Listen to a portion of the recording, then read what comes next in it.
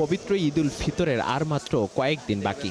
ঘরে ঘরে রান্না হবে নানা স্বাদের খাবার। এজন্য রাজধানীর কারওয়ান বাজারে মশলার দোকানে শহীদ আলী। বাড়তি দামের কারণে ঈদের প্রয়োজনীয় সব উপকরণ না কিনেই ফিরছেন এই ক্রেতা। তেল আর হলো পোলাওর চাউল, ওগুলা আমার দামের বাইরে পড়ছে, ওই জন্য আমি আজকে আর নিব না। দাম প্রচুর, মানে নাগালের বাইরে। খেজুরটা তো নাগালের বাইরে, তবে খেজুর চলে, কিন্তু অন্যান্য ফল ফুল চলতেছে। ঈদের বিশেষ খাবার সেমাই, সেটির দাম না বাড়লেও তার উপাদান কিশমিশের দাম বেড়ে দাঁড়িয়েছে 900 টাকায়, যা গত সপ্তাহে ছিল 700 টাকা কেজি।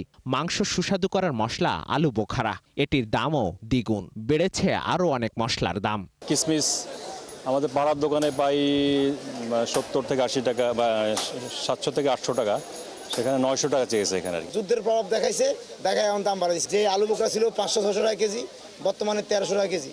যে পেস্তা বাদাম ছিল 3200, এখন 4000। যে কাঠবাদাম ছিল 1100, এখন 1350। যে কাজু বাদাম ছিল 1200, এখন 1500 টাকা।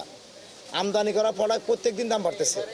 রমজানের শুরুতে সবজির দাম বাড়তি থাকলেও মাঝামাঝিতে খানিকটা কমে, সেই দামও এখন বাড়তি। 30 টাকা পিসের ফুলকপি এখন কিনতে গুনতে হচ্ছে 50 টাকা। 80 টাকার বেগুন আবারও ছাড়িয়েছে শতকের ঘর। আজকে মাল আসে নাই তো, 4টে দোকান লাগায় এনে দ্রব্যমূল্যের দামটা আসতে তো আর বাড়তেছে আর কি। ওঠানামার মধ্যে রয়েছে মুরগির দাম। সোনালী বিক্রি হচ্ছে 330 টাকায়, আর ব্রয়লারের কেজি 230 টাকা। মাছের দামও বাড়তি। ক্রেতারা বলছেন দাম বৃদ্ধি পাওয়ায় কাটছাট করতে হচ্ছে ঈদ বাজারের ফর্দ। অন্য দেশে এই সুযোগ দেয় এই রমজানের সময়, আর বাংলাদেশে কিন্তু এই সুযোগটা আরও তারা নেয়। সবকিছুর দামই একটু বাড়তি আছে আর কি, আয়ের তুলনায় ব্যয় তো একটু বেশি। সরবরাহ সংকটের অজুহাতে 20 টাকা বাড়তি দামে বিক্রি হচ্ছে সয়াবিন তেলের বোতল। মিসবাহ হাসান, 71, ঢাকা।